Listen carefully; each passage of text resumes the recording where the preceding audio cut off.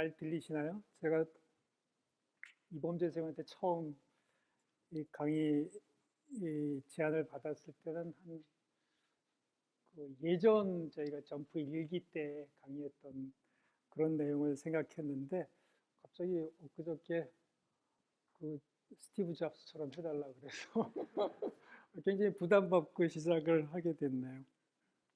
제가 오늘 말씀드릴 내용은 성공적인 연구 경력 쌓기, 굉장히 좀 브로드하고 이런 내용이라 도대체 뭘 얘기를 해드리나 이렇게 고민을 하다가 그냥 제가 평소에 생각했던 것들을 좀 적어봤어요. 적어보고 많은 분들이 뭐 임상 연구에 관심이 있을 수도 있고 기초 연구에 관심이 있을 수도 있는데 하여튼 하나하나 저희들이 어떤 경로로 가면 좋을지 이런 것들을 같이 좀 생각해 보겠습니다.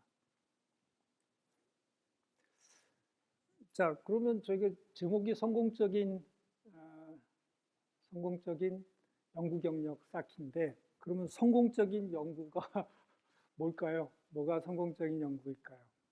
뭐 NEJM이나 이렇게 40몇 점 이런 좋은 네이처나 이런 좋은 논문 실력 당연히 아주 우수한 연구 경력이 되죠.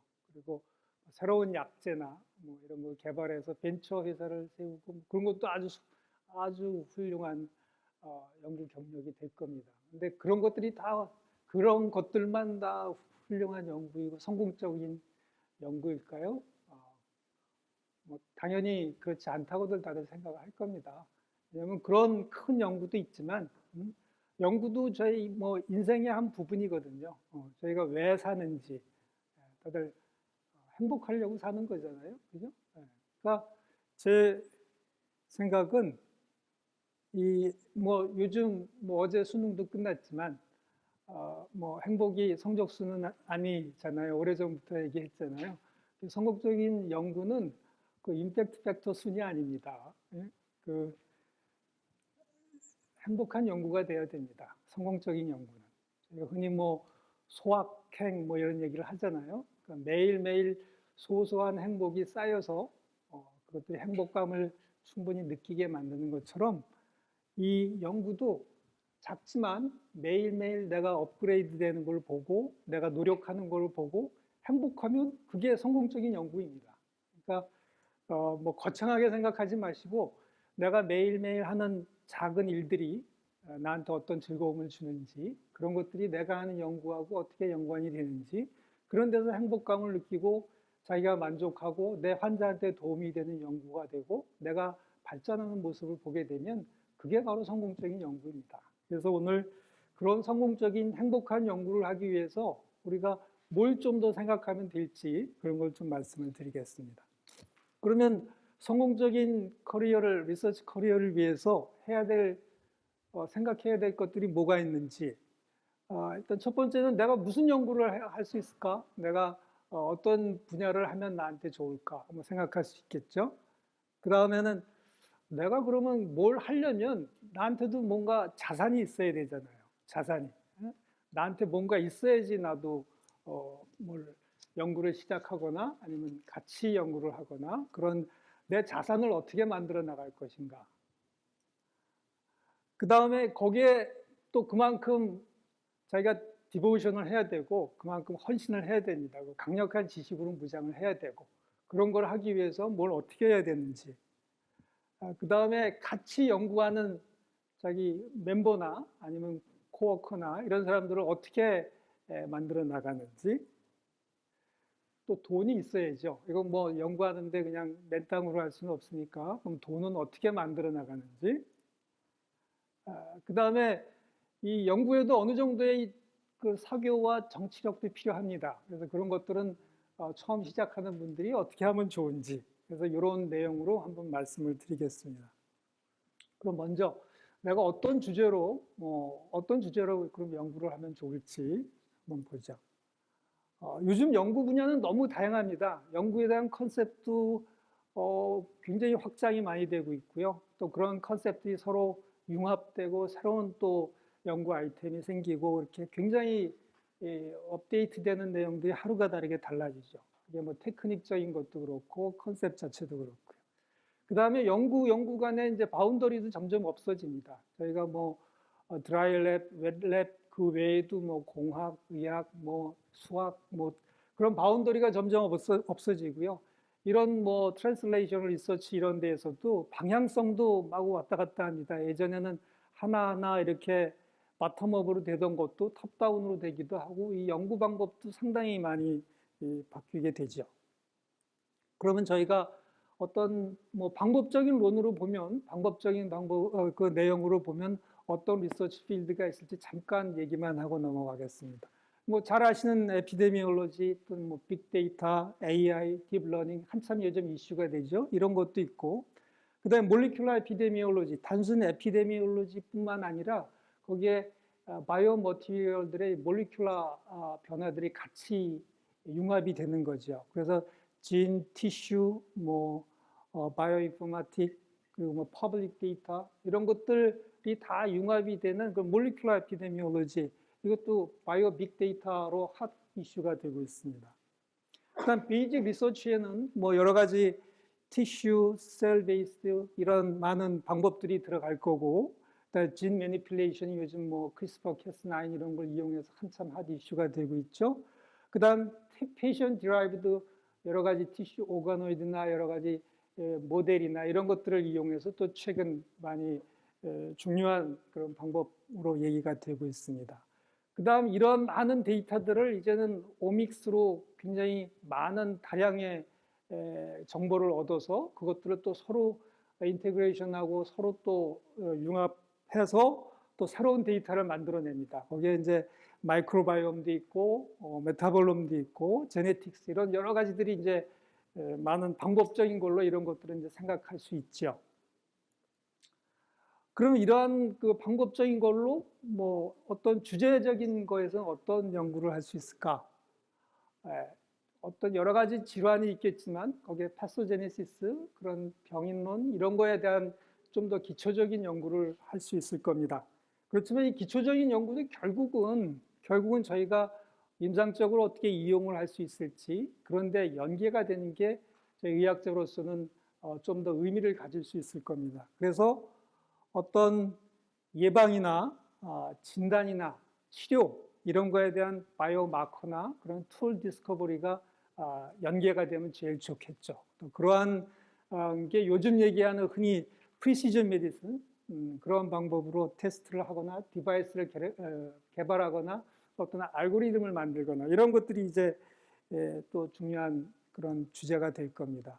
또 이러한 저희 치료에 직접적으로 영향이 되는 그런 약을 개발하거나 어떤 트리트먼트 메소돌로지를 개발을 하거나 이런 것도 이제 중요한 저희가 임상가로서 실제 임상에 유익한 그러한 연구 경력을 쌓을 수 있을 겁니다. 그래서 드럭에는 뭐 새로운 뉴 드럭도 있고 그다음에 내추럴 프로덕트도 있고 또 리포지션을 할 수도 있고 컴비네이션을 할 수도 있고요. 그다음에 어떤 뭐 기기에 관심이 있으면 디바이스나 이퀴먼트 이런 것들이 내시경과 연관이 돼서 여러 가지로 개발이 될 수 있을 겁니다. 그러면 어떻게 이러한 주제들 중에서 나한테 맞는 거를 어떻게 찾을 것인가? 저는 이거를 두 가지로 하면 이게 패션하고 패션이라고 얘기합니다. 이게 무슨 얘기냐면 일단 자기의 관심이 있어야 열정이 생기겠죠. 그러니까 자신의 어떤 관심사를 이미 가지고 있는 사람도 있지만 없는 사람들은 또 찾는 과정이 필요할 겁니다. 두 번째는 패션입니다. 연구에도 이제 패션이 있거든요.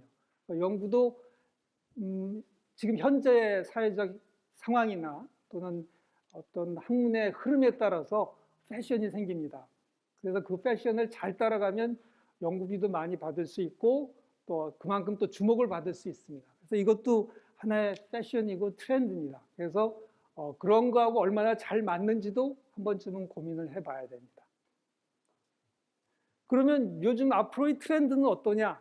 요즘 얘기 많이 하는 게 4P's of Medicine라고 얘기를 합니다. 그래서 predictive, 그 다음 preventive, 그 다음에 personalized, participative 해서 마지막 participative는 이거는 앞에 거는 뭐 대충 어떻게 우리가 진단이나 치료 반응이나 걸 예측하냐, 예방하냐, 얼마나 이제 개인 맞춤형으로 이제 하냐 이런 것들은 알겠지만 이제 마지막 거는 최근에 나온 내용으로 환자가 직접 진료에, 진단에, 치료에 참여하는 겁니다. 어떤 커뮤니티에서 참여할 수도 있고 병원에서 참여할 수도 있고, 그래서 이러한 앞으로의 그 의학에서의 블루오션 또는 퓨처라고 얘기할 수 있는 이러한 것들도 한번 본인의 그 주제를, 연구 주제를 생각하는데 한번 고민을 해볼 내용 중에 하나입니다. 근데 그럼 이러한 아주 아이디어라는 상황만으로 자기가 본인이 그 연구 그런 아이템이나 주제를 선정할 수 있느냐? 사실 그렇지는 않죠. 얼마나 서포티브 팩터가 얼마나 있을 수 있는지 또 고민을 해야 됩니다. 과연 내가 있는 병원에 어떤 환자풀이 많은지, 그런 환자풀들을 내가 충분히 접근할 수 있는지 그런 것도 고민해야 되고요. 그다음에 내가 있는 기관이 얼마나 이 연구를 서포트해 줄 수 있는지, 그만한 여력이 충분히 있는지, 그다음 그만한 인프라스트럭처가 잘 돼 있는 곳인지 그것도 고민해야 되고요. 그리고 같이 일하는 나의 동료가 내가 하는 이 분야에 대해서 같이 서포트를 해줄 수 있는지, 최소한 방해는 안 하는지, 뭐 이런 여러 가지를 고민을 해봐야 됩니다. 그리고 이러한 것들에 대해서 내가 짧게 또는 미들텀으로 또는 롱텀으로 어떻게 돼 갈지를 어느 정도 생각할 수 있는지, 그런 것도 어떤 연구인 경우는 좀 장기간으로 생각하기 어려운 상황일 수도 있죠. 그런 것들을 같이 한번 고민을 해봐야 됩니다. 자, 그러면 그렇게 해서 본인의 어떤 서브젝트가 나의 연구 인터레스트와 그 시대의 어떤 트렌드나 이런 거하고 어느 정도 잘 맞고 나의 기관에서 충분히 서포트해 줄 수 있을 것 같고, 같이 일하는 분들도 좋은 멤버이다고 생각이 돼서 어떤 주제를 정했어요. 그 다음에는 거기에 대한 본인의 자산이 이제 필요합니다. 내가 이런 연구를 하려면 맨땅에 할 수는 없죠. 그러니까 뭔가 내가 가지고 있는 게 있어야 돼요. 그걸 이제 가져야 되는데, 첫 번째 저희 대부분이 여기 이제 임상 의사분들이니까 환자에서 유래된 많은 정보나 환자에서 유래된 바이오 머티리얼이나 이런 것들이 여러분의 1차적인 큰 자산이 됩니다. 이거는 다른 연구자들이, 의사 연구자들이 아닌, 의학자분들이 아닌 다른 연구자들이 접근할 수 없는 저희의 아주 독보적이고 아주 유니크한 자산이 됩니다. 여기에 대한 고민을 같이 충분히 하셔야 되고요. 그럼 그런 연구 자산을 우리가 모으고 싶다고 막 모은다고 다 우리가 쓸 수 있는 연구 자산이 되냐? 그건 아니거든요. 그래서 여러분들이 연구 자산을 모으려면, 환자로부터 유래된 걸 모으려면 거기에 대한 적절한 행정적인 그러한 절차가 필요합니다. 그래서 그러한 행정적인 절차를 혹시 그냥 깜빡하고 뭐 그런 내용들을 모았다가 결국은 나중에는 많이 모은 데이터도 쓰지 못하게 될 경우가 많습니다. 그래서 여기 IRB 어프로브도 필요하고 환자의 동의서도 매번 받아야 되고 거기에 대한 디테일한 계획서도 써야 되고, 다만 그러한 계획서들이 좀 길게 보시고 너무 스트릭트하게 보지 마시고 좀 브로드한 인디케이션을 가지고 해놓는 게 좋고요. 그리고 목적이나 그런 걸 봐서 이게 혹시 뭐 산업화와 관련이 돼 있을 수도 있겠다. 그러면 그런 내용을 미리 거기에 기술을 해두는 게 좋습니다. 그러면 오래 모아도 처음 모았던 것도 다 자산으로 이용을 할 수 있습니다. 그다음 그러한 종류가 티슈나 블러드, 스툴 여러 가지 바이오 머티리얼이 될 수 있습니다. 또 클리니컬 데이터일 수도 있고요. 꼭 그러한 이런 뭐 티슈 조직 이런 게 아니고 클리니컬 데이터도 그런 아주 소중한 데이터를 프로스펙티브하게 이렇게 모을 수가 있습니다. 그런 데이터들 모은 거를 잘 관리하는 게, 또 잘 보관하고 잘 관리하는 게 중요하거든요. 한 몇 년을 티슈를 모았는데 나중에 보니까 1년 지난 것들은 이미 다 못 쓰는 티슈가 될 수 있어요. 그러니까 그런 것들을 양이 얼마나 필요한지, 퀄리티가 괜찮은 건지, 그 온도나 보관 이런 방법들이 다 괜찮은 건지, 여기에 대해서는 꼭 한번 전문가하고 상의를 한번 하세요. 상의를 하셔서 그 전문가의 의견을 꼭 한번 들어보세요. 이러한 상태의 조직은 몇 년까지 갈 수 있는지 그런 게 필요하고요. 그리고 중간중간 거기에 대한 QC를 해야 됩니다. 내가 이걸 모은 지가 벌써 3년이 됐는데 그럼 그 이전 3년 전 거는 괜찮은 건가? 한번 중간에 한 번씩 테스트를 한 번씩 해보세요. 보고자 하는 퀄리티가 괜찮은 건지. 자, 그래서 이러한 자기 자산을 내가 오늘부터 모으고 싶어 해서 내일까지 뚝딱 모을 수 있는 게 아니죠. 한참 지나고 나서 갑자기 이거 예전에 왜 안 모았지 하면서 모으자 한다고 며칠 만에 모을 수 있는 게 아닙니다. 그래서 이러한 자산은 매일매일 본인의 진료나 내시경의 일부가 이런 자산을 모으는 일부가 돼야 됩니다.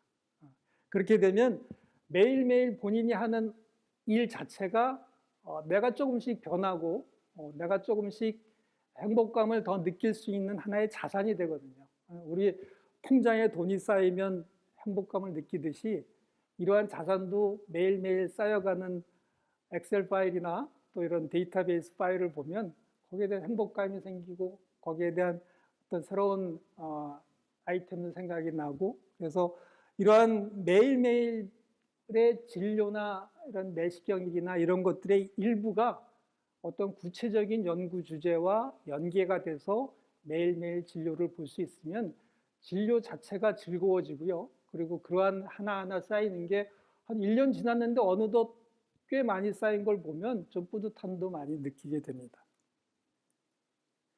그 다음 이렇게 자산을 모았어요. 내가 이제 한 5년에 걸쳐서 IRB 통과하고 환자들한테 컨센트 다 받고 그리고 5년에 걸쳐서 모았어요. 그럼 이런 거를 물론 뭐 그게 저런 바이오 머티리얼이 될 수도 있지만 그냥 임상적인 클리니컬 데이터일 수도 있습니다. 그런 걸 모았으면 그걸 이제 어떠한 방법으로 그거를 분석해보고 해석하고 그런 과정이 필요하죠. 그럼 그런 것들을 어떻게 하냐? 만약에 그게 이제 바이오 머티리얼이라서 그걸 만약에 어떤 특정 방법으로 분석을 해야 되고 이런 과정이라면 그걸 이제 본인이 직접 할 수도 있어요. 그런데 또 관심이 많고 테크닉이 있고 이런 분들은 당연히 본인이 하고 그리고 그러한 기관에서 그거를 서포트해 줄 수 있는 그런 기계나 그런 뭐 공간이나 이런 것들이 있으면 그걸 충분히 이용을 하면 됩니다. 그렇지만 뭐 임상일도 하고 그런 것도 다 하기가 사실은 쉽지 않죠. 그럴 경우에는 같이 코워크하는 분을 잘 찾으면 됩니다. 코워크하는 잘 찾으려면 그만큼 본인의 자산이 또 풍성하고 자산의 어떤 유니크한 면이 있어야지 거기에 많은 코워커들이 같이 또 그 코워크를 할 수 있는 기회가 점점 많아집니다. 그래서 그런 코워크를 하시거나 아니면 요즘은 아웃소싱을 하셔도 됩니다. 외주를 주는 거죠. 요즘은 어느 정도의 연구비나 있으면 그 연구비로 이거 해주세요. 회사에 맡기면 정확히 분석해서 해다 줍니다. 분석까지 다 해주고요. 그래서 그러한 아웃소싱을 하셔도 되고 그래서 본인이 내가 이거를 이만큼 모았는데 이걸 어떻게 분석하고 어떻게 해석할 건지 고민이 되시면 그걸 직접 꼭 하실 필요 없어요. 그거는 잘 하시는 분하고 코워크를 하시면 됩니다. 그리고 어느 정도 연구비가 있으면 아웃소싱을 하셔도 되고요. 그 다음에 만약 이런 데이터들이 바이오 머티리얼이 아니고 어떤 그냥 데이터, 임상적인 데이터다. 훌륭한 아주 여러 가지 팩터를 다 고려한 그런 것들을 잘 모았다. 그리고 그러한 데이터에 어떤 바이오 머티리얼이 같이 있다. 그럼 더 좋죠. 그래서 그러한 데이터들을 이제 바이오인포마틱 분석에 의해서 또 새롭게 만들어낼 수가 있습니다. 그래서 이 분야도 마찬가지예요. 많이 복잡한 것들은 코워커나 이런 분들을 잘 찾으시면 아주 좋은 프로덕트를 낼 수 있습니다.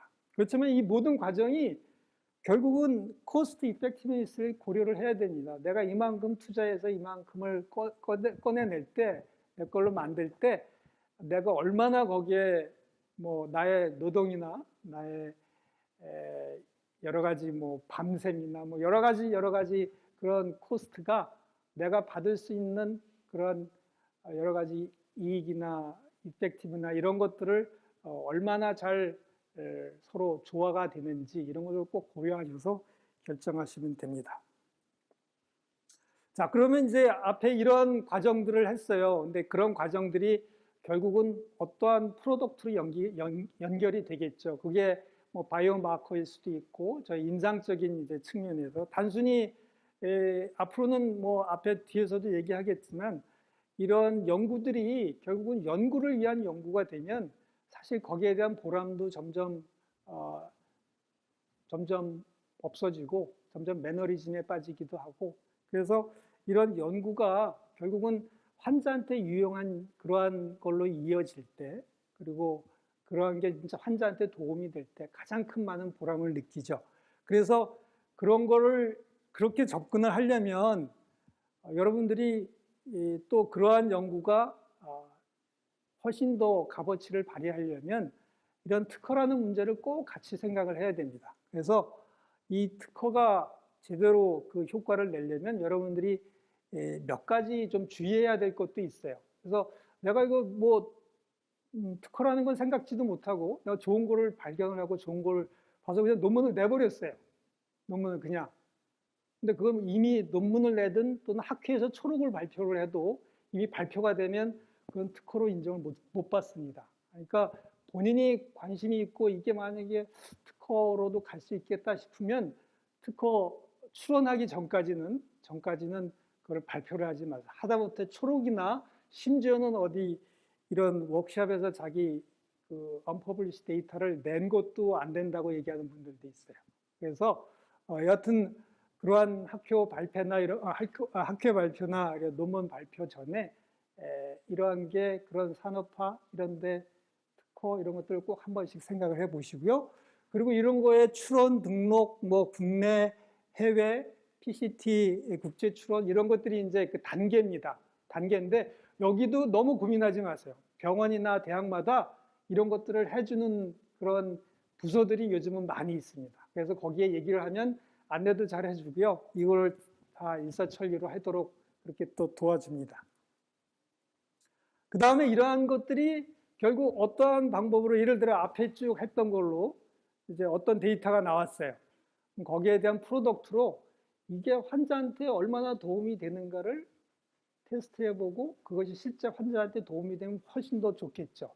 그런 것들을 하려면 결국 클리니컬 트라이얼을 해야 됩니다. 그래서 식약처 허가를 받고 이런 과정들이 필요하거든요. 그래서 그런 과정에 필요한 이런 대표적인 게 그 의약품하고 의료기기에 대한 걸 이제 허가를 받기 위해서 신청을 하는 거고요. 거기에는 뭐 학술용이 있고 허가용이 있고, 그건 이제 학술용은 연구용으로 이제 하는 거고, 허가용은 이제 실제 나중에 허가를 받기 위해서 실제 환자한테 이용된 허가를 받기 위해서 쓰는 거고요. IIT, SIT는 회사가 하느냐 본인이 하느냐에 따라서 또 달라질 수 있고, 그 밑에 이제 뭐 여러 가지 내용이 있는데 마지막에 이거를 이제 연구를 본인이 여기 미국에서는 이제 clinicaltrial.gov라고 이러한 거는 한국에서는 크리스라고 저런 사이트가 있어요. 그래서 등록을 꼭 하십시오. 그러니까 사소한 연구라도 클리니컬 트라이얼은 꼭 등록을 하세요. 왜냐하면 저게 하느냐 안 하느냐에 따라서 그 연구의 값어치가 리뷰하는 분들도 그렇고 나중에 어디에 공인되는 것도 그렇고 많이 달라집니다. 그러니까 꼭 그러한 것들을 같이 고려를 하시기 바랍니다. 그리고 두 번째는 아까도 잠깐 말씀드렸듯이 이 연구가 결국은 좀 더 값어치를 발휘하고 더 좋은 도움을 주고 이렇게 되려면 산업화 과정을 꼭 한 번쯤은 생각을 해보세요. 그래서 아까 얘기 드린 그러한 그 특허 문제나 그 다음에 IRB에 이게 산업화 가능성에 있다는 거에 대한 그런 코멘트나 이런 것들에 대해서 같이 고민을 하고, 그리고 이왕이면 거기에 관심 있는 회사하고 코업을 하십시오. 왜냐하면 그렇게 되면 거기 연구비나 또는 여러 가지 인력 서포트나 이런 것들이 훨씬 쉬워집니다. 그거보다 좀 더 본인이 야심이 있으면 스타트업을 하셔도 돼요. 그래서 새로운 그런 회사를 만드시면 그러면 그 파이낸셜 서포트를 좀 더 충분히 받을 수 있습니다. 투자를 받아서 하기 때문에. 그리고 좀 더 오거나이즈 돼 있고 시스테믹한 그러한 어프로치를 할 수 있어요. 여러 가지 그 회사 인력이나 그런 그 파이낸셜 서포트 이런 것들이 도움이 돼서. 그 다음에 이런 거를 할 때는 꼭 conflict of interest를 꼭 같이 생각을 하십시오. 이게 무슨 얘기냐면 예를 들어 본인이 특허를 냈는데 그 특허 낸 내용 가지고 본인이 임상시험은 못합니다. 왜냐하면 COI가 걸려있기 때문에. 그럴 때는 본인이 하지 말고 본인이 잘 아는 코워커하고 하거나 같은 동료의 다른 분이 하거나 여하튼 본인이 페이턴트를 가지고 있거나 이런 그런 패턴트를 가지고 있거나 본인이 그 해당되는 거에 회사를 운영하고 있거나 아니면 뭐 심지어는 어디 뭐 이사로 들어가 있거나 이런 것들에 대해서는 COI 문제가 있기 때문에 본인이 그 연구를 주도할 수 없고요. 참여도 안 됩니다. 그리고 거기에 논문 저자로도 일부 저런 걸 COI를 밝히고 하면 가능하지만 어려운 경우도 있습니다. 그리고 마지막으로 이 모든 것은 사실은 타이밍이 중요해요. 타이밍. 이게 아까도 말씀드렸듯이 그런 논문으로 내는 시기나 이런 것들의 타이밍도 있지만 이게 비슷한 것들을 많이 생각하는 분들이 많거든요. 그러니까 너무 많이 생각하지 말고 너무 망설이지 말고 빨리빨리 좀 더 확고하다는 생각이 들면 즉시 할 수 있는 그러한 결단력도 필요합니다.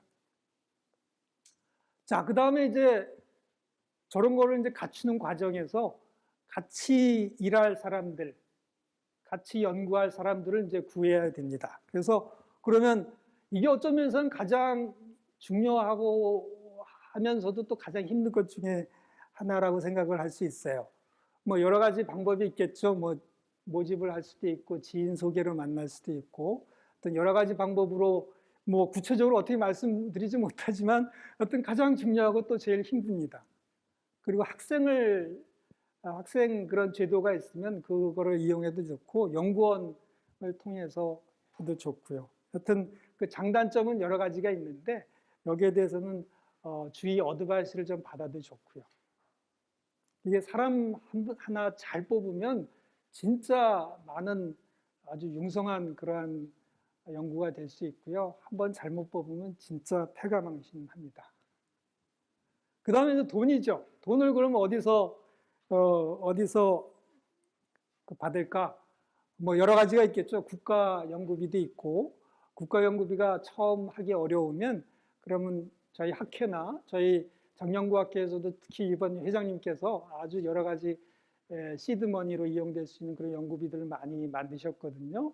그래서 그러한 그 아카데믹 소사이어티나 이런 데서 또는 병원이나 학교에서 그런 처음 시작하는 분들께 드리는 게 있을 겁니다.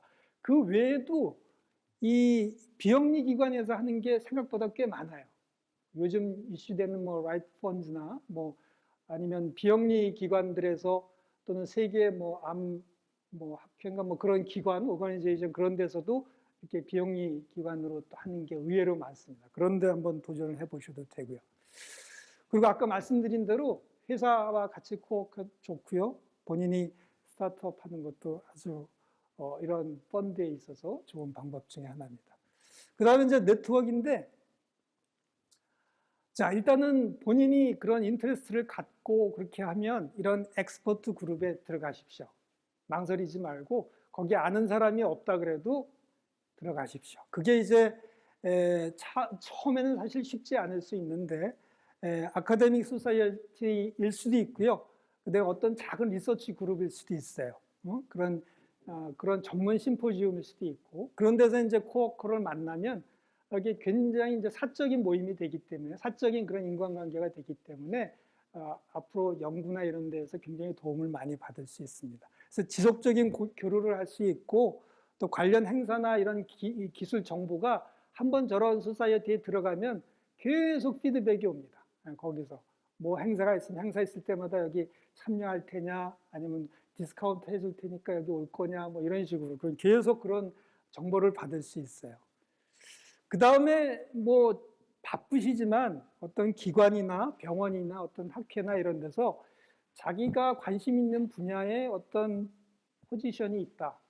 무슨 그런 보직이라고도 얘기할 수 있고 그런 것들이 있으면 조금은 본인이 시간을 투자하더라도 하는 게 좋습니다. 왜냐하면 그렇게 되면 관련돼 있는 정책 수립이나 아니면 관련돼 있는 정책이 처음 나올 때 그거를 가장 빨리 캐치할 수 있습니다. 그래서 그게 정보력이 되는 거죠. 먼저 준비할 수 있고 먼저 나갈 수 있습니다. 관련 정보 접근성이 아주 좋아집니다. 자, 그래서 제가 지금까지 말씀드린 내용을 이제 정리를 하면 일단은 뭘 할 건가? 패션 앤 패션이라는 거. 그 다음에 나의 자산을 극대화해야 된다. 그 다음 그거를 위해서는 강력한 지식으로 무장해야 되고 자기도 거기에 디보이션을 해야 된다. 그 다음 리서치 멤버 가장 중요하지만 또 어려운 것 중에 하나입니다. 그리고 돈, 펀드 이것도 같이 항상 고려를 하시고 그 다음에 어떤 사교적인 것, 정치적인 것도 일부 필요합니다. 그래서 제가 말씀드린 것 마지막으로 말씀드리는 내용은 일단 여러분의 강점, 약점을 잘 알고 계셔야 됩니다. 그래서 그걸 바탕으로 내가 어디에 강력한 이런 지식으로 무장할 건지 그리고 얼마나 디보이션 할 건지를 생각을 하시고요. 그리고 그러한 생활들이 본인의 데일리 프랙티스에 조금씩이나마 관련이 돼 있어야 되고 그걸로 인해서 본인이 매일매일 조금씩 바뀌는 변화를 보시면 분명히 좀 더 행복한 연구가 될 겁니다. 그리고 너무 많이 생각하지 말고 망설이지 마세요. 그냥 일단은 발을 내놓고 진행을 하십시오. 그러면 그게 가장 그 다음부터 반이 이미 된 겁니다. 시작이 반이다라고 하듯이 그렇게 해서 여러분의 유니크한 리서치 스토리를 만들어가면 그게 행복한 연구가 되고 또 성공적인 연구가 될 거라고 생각을 합니다. 예, 감사합니다.